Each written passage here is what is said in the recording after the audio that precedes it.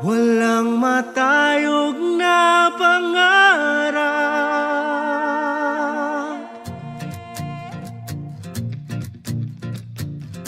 sa bagong umaga, bagong pag-asa, sa bagong liwanag. Kasama kita, sabay tayong maglalakbay.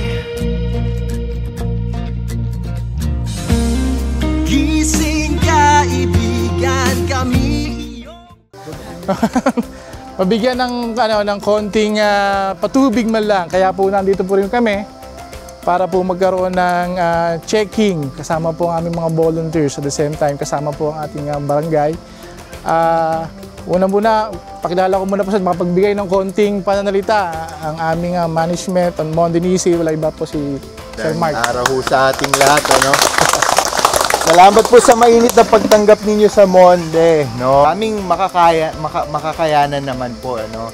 At ngayong araw po, kami po ito po ay bunga ng matagal na pag-uusap, no?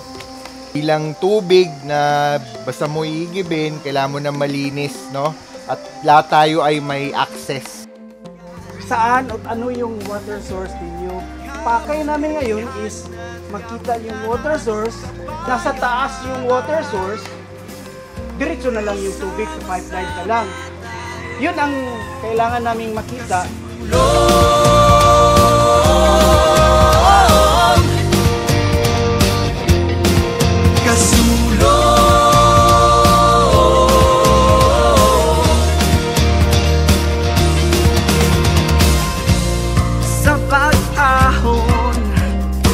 Hindi pa dadaig sa hamon.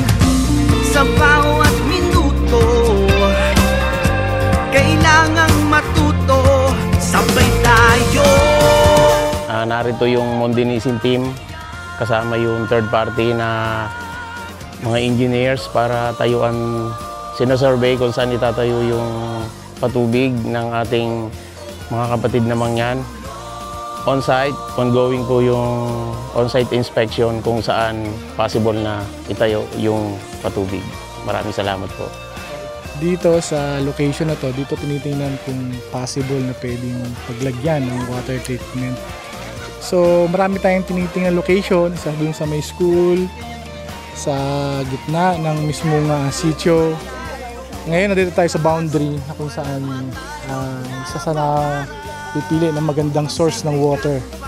So kailangan ng konting pag-aaral para makita yung lalim o haba ng tubong ibabaon sa location na to.